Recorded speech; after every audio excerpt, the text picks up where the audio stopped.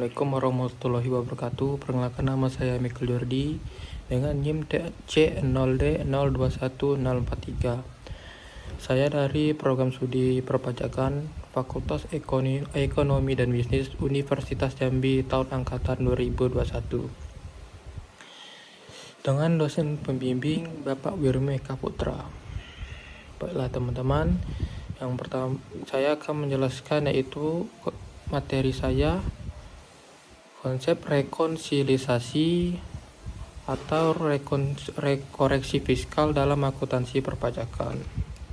Yang pertama-tama saya akan menjelaskan itu adalah apa itu pengertian rekonsiliasi atau koreksi fiskal. Rekonsiliasi fiskal atau koreksi fiskal adalah proses pencatatan, penyesuaian, dan pembentulan yang dilakukan karena adanya perbedaan perlakuan atas pendapatan atau laba komersial maupun biaya antara standar akuntansi dan aturan perpajakan yang berlaku.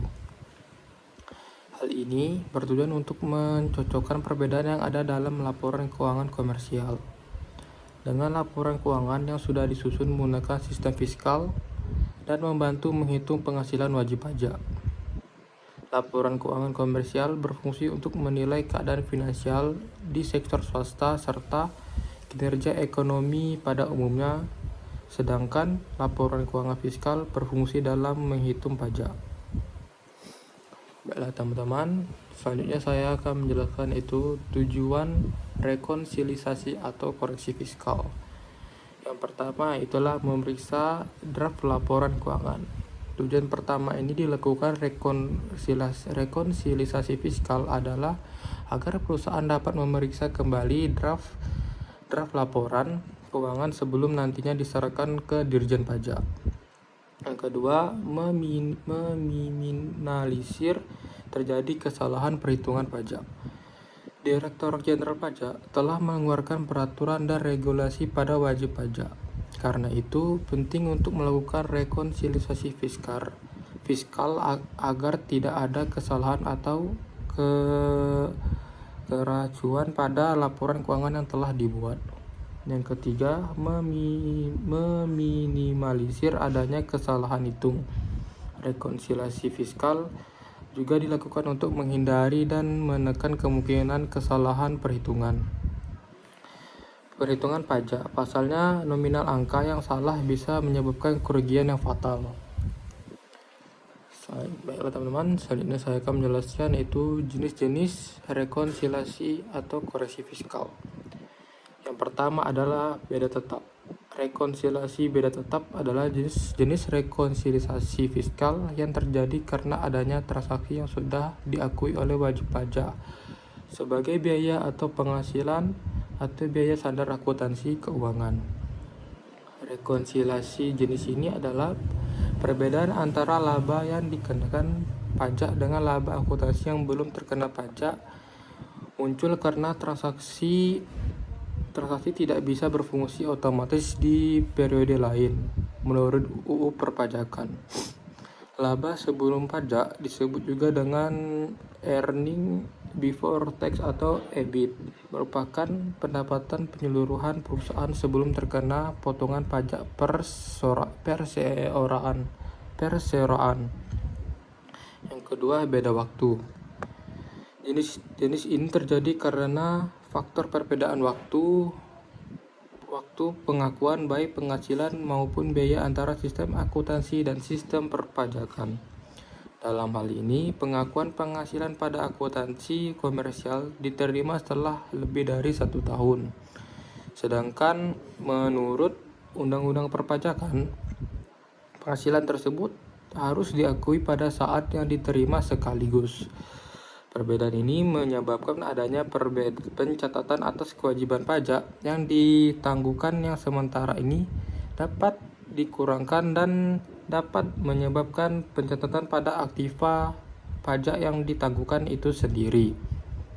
Jadi, transaksi pajak dan transaksi akuntansi komersialnya sama namun waktu alokasi biayanya berbeda. Baiklah teman-teman, selanjutnya saya akan menjelaskan tahapan-tahapan rekonsiliasi atau koreksi fiskal. Yang pertama, melakukan pengenalan terlebih dahulu untuk menyesuaikan fiskal yang diperlukan. Yang kedua, melakukan analisa elemen yang sesuai agar bisa menentukan pengaruh elemen tersebut terhadap laba usaha yang sudah terkena pajak. Yang ketiga, melakukan koreksi fiskal dengan cara memantau angka-angka koreksi fiskal positif dan negatif.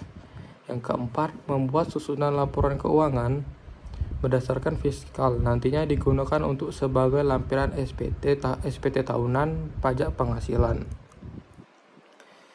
Baiklah teman-teman, selanjutnya saya akan menjelaskan penyebab terjadinya koreksi fiskal negatif dan positif. Negatif dan positif. Yang pertama itulah satu, penyebab dari koreksi positif adalah sebagai berikut. 1. Biaya yang dibebankan atau dikeluarkan untuk kepentingan pribadi, wajib pajak, atau orang yang menjadi tanggungannya. Yang kedua, dana cadangan. Yang ketiga, penggantian atau imbalan sehubungan dengan pekerjaan atau jasa yang diberikan dalam bentuk natura atau kenikmatan.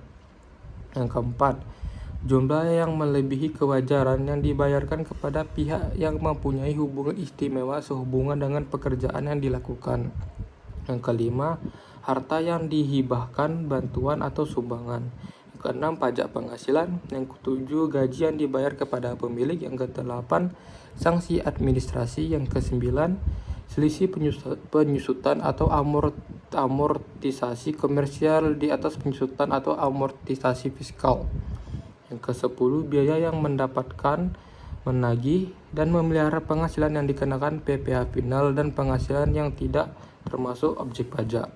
Yang ke-11, penyesuaian fiskal positif lain yang tidak berasal dari hal-hal yang telah disebutkan di atas. Selanjutnya, penyebab dari adanya koreksi negatif sendiri adalah yang pertama itu penghasilan yang dikenakan PPh final dan penghasilan yang tidak termasuk objek pajak tetapi termasuk dalam peredaran usaha. Yang kedua, selisih penyusutan atau amortisasi komersial di bawah penyusutan amortisasi fiskal. Yang ketiga, penyesuaian fiskal negatif yang tidak berasal dari hal-hal yang telah disebutkan di atas.